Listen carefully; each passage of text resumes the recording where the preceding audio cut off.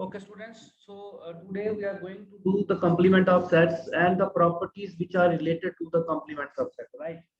तो complement of set के बारे में जब मैं डिस्कस करूंगा, पहले मैंने लास्ट वीडियो में भी आपको थोड़ा सा ओवरव्यू दिया हुआ है कंप्लीमेंट ऑफ सेट के बारे में।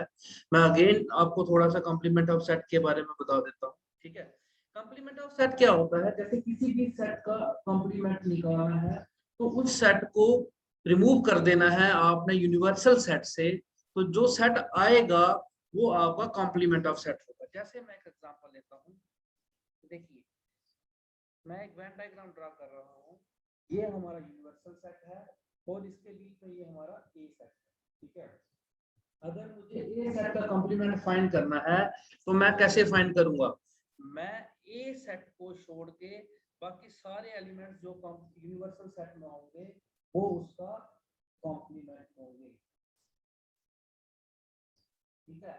या आप उसको सिंपल लैंग्वेज में ये कह सकते हो कि complement of any set is equal to universal set में से उसको माइनस कर दो। universal set minus a is the complement of that set।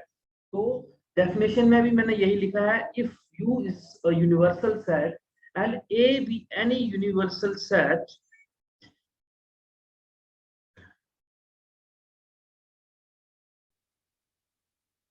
तो यूनिवर्सल सेट है अगर एक A, तो U is the universal set and A is any subset under universal set, then the complement of a set A is a set of all the members of universal set which are not the elements of A। अब मैं एक example लेके करता हूँ। देखिए मैं एक set लेता हूँ, यूनिवर्सल सेट लेता हूँ मैं 1 2 3 4 5 6 7 8 और मैं एक सेट लेता हूँ A is equal to 1 2 3 और मैं आपको बोलता हूं कि इसका कॉम्प्लीमेंट फाइंड करो, तो what will you do?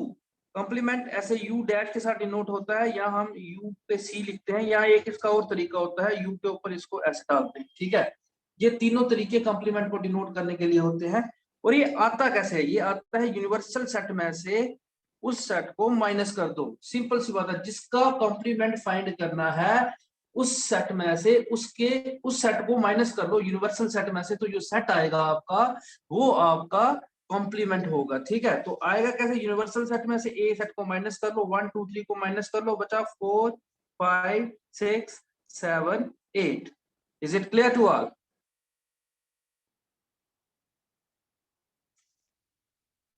Good.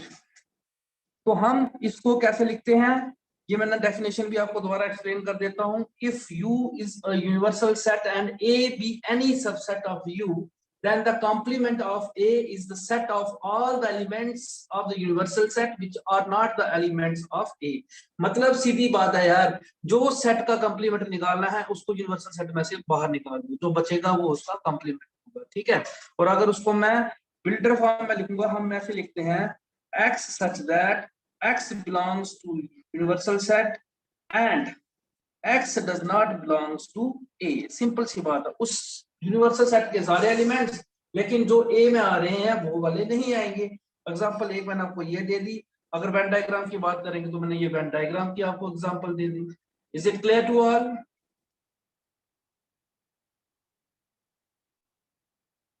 Complement of set is clear to all? Bunyad, Pranav, everyone?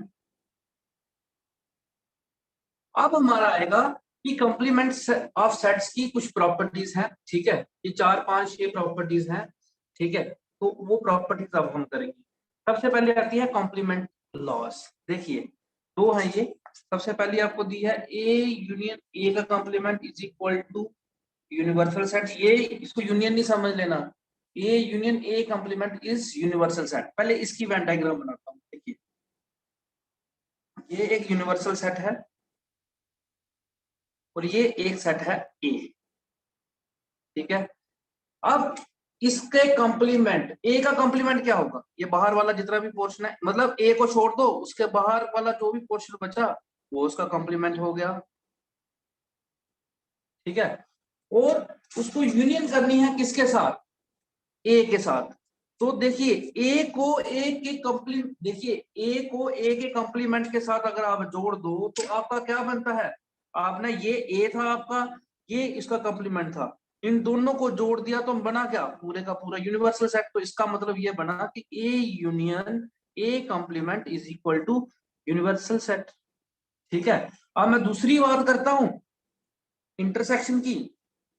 अगर ये यूनिवर्सल सेट है मेरा और ये मेरा ए सेट है, इसका कॉम्प्लीमेंट हो गया बाहर वाला और ए हो गया अंदर वाला। इसके कॉम्प्लीमेंट में और ए में कुछ कॉमन आएगा? कुछ भी कॉमन नहीं आएगा, कॉमन नहीं आएगा। तो ए इंटरसेक्शन ए कॉम्प्लीमेंट हमारा 5 हो गया। Is it clear to all?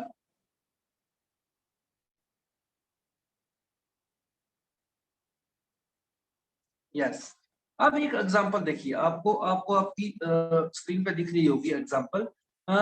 आपको एक यूनिवर्सल सेट दिया है, यूनिवर्सल सेट दिया 1 2 3 4 5 और एक सेट दिया ए 1 2 3 और ए कॉम्प्लीमेंट क्या हो जाएगा 4 5। ऑब्वियस सी बात है। देखिए अब मुझे बताओ, अगर ये यूनिवर्सल सेट है और ए है 1 2 3, ए कॉम्प्लीमेंट 4 5 होगा। ये क्लियर है? ये क्लियर है चीजें, ठीक है। क्योंकि अगर 1 2 3 4 5 है तो ए 1 2 3 है, तो ए कॉम्प्लीमेंट क्या होगा? यूनिवर्सल सेट में से 1 2 3 को निकाल तो बचा क्या 4 5। अब पहला वाला क्या था, ए यूनियन ए कॉम्प्लीमेंट। इनको जोड़ दो, ए को और इसके कॉम्प्लीमेंट को, 1 2 3 4 5, 1 2 3 4 5। अगर जोड़ा तो क्या बना? यूनिवर्सल सेट बना। और इनके बीच में कॉमन क्या है? आप देखो 1 2 3 और 4 5, इनके बीच में कॉमन क्या है? कुछ भी नहीं है। तो ये इसकी प्रॉपर्टीज है कॉम्प्लीमेंट ऑफ सेट्स की। नेक्स्ट आपका आ रहा है लॉ ऑफ डबल कॉम्प्लीमेंटेशन। देखिए इसको क्या कहते हैं, जैसे अगर सपोज करो, ये प्रॉपर्टी बेसिकली कहती है कि ए कॉम्प्लीमेंट का कॉम्प्लीमेंट जो होता है वो ए के बराबर होता है ना। तो बहुत सिंपल है। जैसे यूनिवर्सल सेट आपको एक दिया है 1 2 3 4 5, ठीक है। एक सेट दिया है a इज इक्वल टू 1 2 3 और इसका कंप्लीमेंट क्या होगा 4 5 होगा। ऑब्वियसली ये कंप्लीमेंट क्या होगा? यूनिवर्सल सेट में से a को माइनस कर लो तो आएगा। तो यूनिवर्सल सेट 1 2 3 4 5 था, इसमें से 1 2 3 को माइनस कर लो, बचा क्या 4 5। अब a कॉम्प्लीमेंट का कॉम्प्लीमेंट निकालना है, तो इसका मतलब होगा यूनिवर्सल सेट में से आप a कॉम्प्लीमेंट जो आएगा उसको माइनस कर लोगे। यूनिवर्सल सेट में से ए कॉम्प्लीमेंट को माइनस किया, यूनिवर्सल सेट का 1 2 3 4 5, इसमें से इसका कॉम्प्लीमेंट माइनस किया 4 5 माइनस किया, क्या बचा 1 2 3। कॉम्प्लीमेंट से कॉम्प्लीमेंट माइनस किया 1 2 3 आया, और 1 2 3 अगर आप ध्यान से देखोगे तो वो आपका सेट ए था, तो वो सेट ए के बराबर। इसका मतलब है एक कॉम्प्लीमेंट का जो कॉम्प्लीमेंट होता है वो ए के बराबर होता है। Is it clear? Next property is law of empty set and universal set. देखिए फाई होता है एम्प्टी सेट, ठीक है। इसका कंप्लीमेंट क्या होगा? मतलब यूनिवर्सल सेट में से आपने उसको माइनस कर लिया, यूनिवर्सल सेट में से आपने एम्प्टी सेट को माइनस किया तो क्या बचा? यूनिवर्सल सेट ही बचा। वैसे यूनिवर्सल सेट का कंप्लीमेंट निकाल लोगे, यूनिवर्सल सेट में से अपना पूरे का पूरा यूनिवर्सल सेट माइनस कर दे, क्या बचा? एम्प्टी सेट बचा। तो इसका मतलब ये हुआ, ये याद रखना है कि एम्प्टी सेट का कंप्लीमेंट जो होता है वो यूनिवर्सल सेट होता है, और यूनिवर्सल सेट का जो कंप्लीमेंट होता है वो एम्प्टी सेट होता है। अब सबसे इंपॉर्टेंट प्रॉपर्टीज हैं ये दो, इनके मैंने प्रूव भी कराने हैं आपको। ये सबसे इंपॉर्टेंट है बच्चे, इनको हम डिमॉर्गन्स लॉ कहते हैं, ठीक है। ये क्या करता है, ये उल्टा हो जाता है।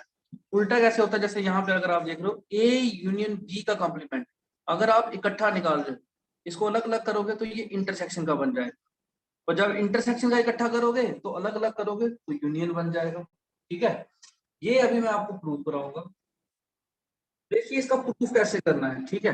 मैं क्या करता हूँ, मैं लेट करता हूँ एक्स एक कोई आर्बिट्ररी एलिमेंट है जो किसको बिलोंग करता है, ए यूनियन बी के कॉम्प्लीमेंट को बिलोंग करता है। लेट एक्स कोई एक एलिमेंट लिया जो ए यूनियन बी को बिलोंग करता है, इसका मतलब क्या हुआ, x belongs to A union B का कॉम्प्लीमेंट, ठीक है। अब इसके नेक्स्ट स्टेप में मैं इसको लिखूंगा, अगर x a यूनियन b के कॉम्प्लीमेंट को बिलोंग कर रहा है, इसका मतलब ये हुआ कि x a यूनियन b को बिलोंग नहीं करेगा। बहुत सिंपल सी बात है ना। अगर वो a यूनियन b के कॉम्प्लीमेंट को बिलोंग कर रहा है तो वो a यूनियन b में नहीं हो सकता है, ठीक है ना। तो मैं इसको अलग अलग करके लिख दूंगा। मैं अलग अलग करके कैसे लिखूंगा, अगर ये ए यूनियन बी को बिलोंग नहीं करता तो इसका मतलब है ना ये ए को बिलोंग करता है और ना ये बी को बिलोंग करता है, इसका मतलब ये हुआ कि x does not belong to A and x does not belong to B. ले रहे यहां तक?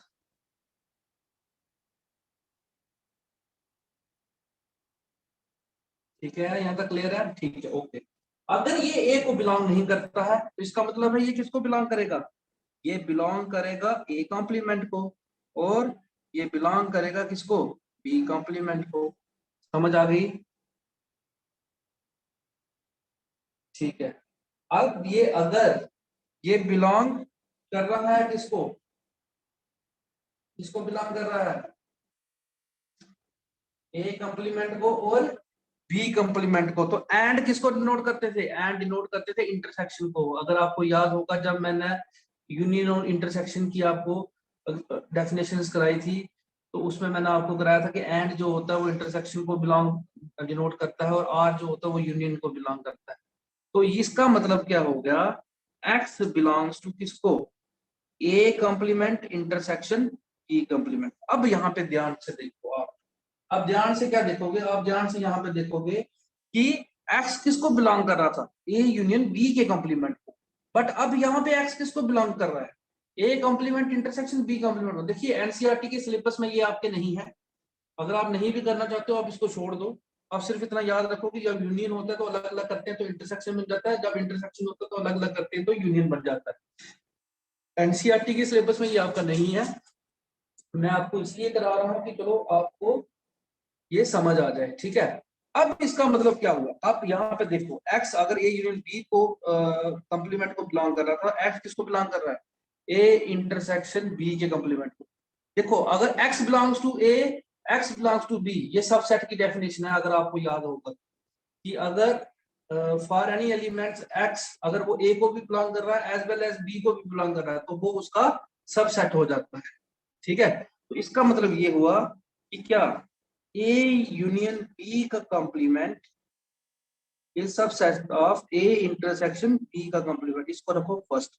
देखो इसको यहां से नहीं, कई लोग क्या करते हैं यहीं से बोल देते हैं कि ये इसको भी बिलोंग कर रहा है, इसको बराबर बराबर हो गया। ये बिलोंग कर रहा है, इक्वल टू नहीं हुआ अभी तक। मैंने क्या लिया? ए यूनियन बी सबसेट हुआ है ए इंटरसेक्शन बी कॉम्प्लीमेंट का। अब मैं उल्टा लूंगा, मैं लेट करूंगा y belongs to A complement intersection B complement, ये वाले, ठीक है। इक्वल का प्रूव होगा जब a is subset of b and b is also subset of a, तो then a is said to be b। अगर एक सेट a b का सबसेट है और b भी a का सबसेट है तब वो जाके a इक्वल टू b होता है। अभी मैंने सिर्फ ये प्रूव किया कि a b का सबसेट है, अब मुझे प्रूव करना है कि b भी a का सबसेट है। तो अब मैंने उल्टा ले लिया, मैंने बाय बिलोंग करा रहा हूं किसको? A complement intersection B complement को। इसका मतलब क्या हुआ? यहां से अब स्टेप्स उल्टे चलना शुरू हो जाए। इसका मतलब हुआ y belongs to a complement and y belongs to b complement, ठीक है। y a complement को भी बिलोंग कर रहा है, y b complement को भी बिलोंग कर रहा है। इसका मतलब क्या हुआ? अगर ये a complement को बिलोंग कर रहा है इसका मतलब है वो a को बिलोंग नहीं करेगा और ना ही वो b को बिलोंग करेगा। अगर नहीं करेगा इसका मतलब है ये इसकी यूनियन को भी बिलोंग नहीं करेगा।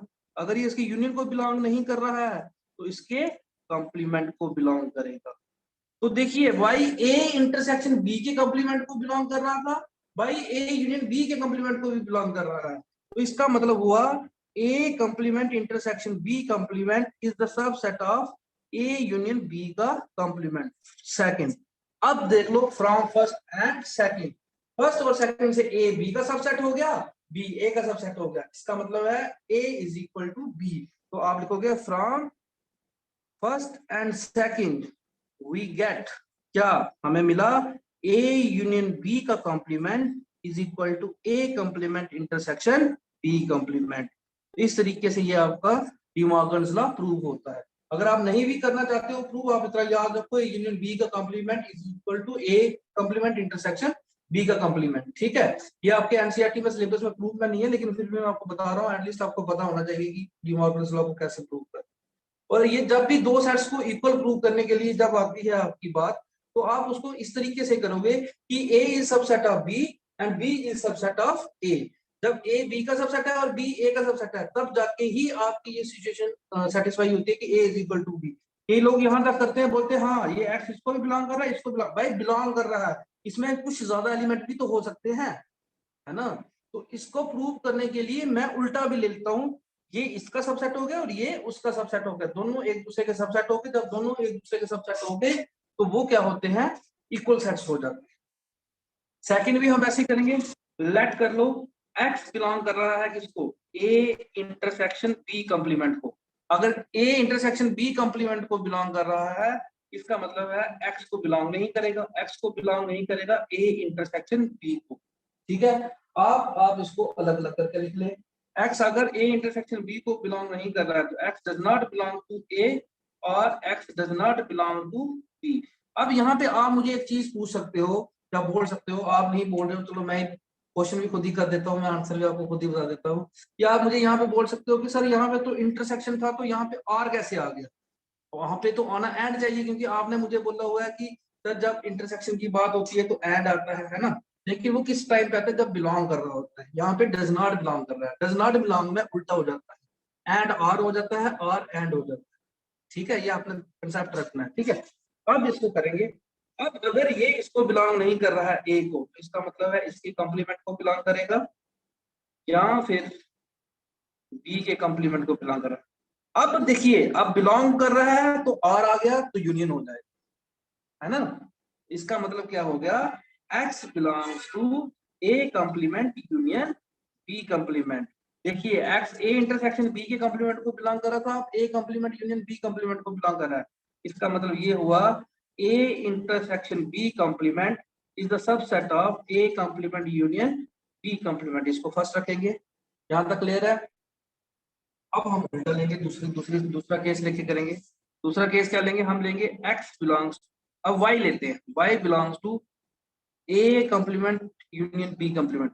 जब उल्टा करोगे तो कुछ नहीं करना, ये स्टेप्स उल्टे करना स्टार्ट कर देने, ठीक है ना। जो पहला स्टेप था वो लास्ट बनेगा, लास्ट वाला पहला बन जाएगा, उल्टे उल्टे करते चलो। ठीक है, इसका मतलब हो गया y belongs to A complement और y belongs to B complement, y does not belong to A और y does not belong to b। इसका मतलब y does not belong to A intersection b। अगर ए इंटरसेक्शन b को belong नहीं करता है तो उसके कॉम्प्लीमेंट को बिलोंग करेगा। ठीक है, तो इसका मतलब हुआ A complement union B complement is the subset of A intersection B complement. इसको रख लेंगे second. From first and second we get A intersection B का complement is equal to A complement union B complement. Hashtag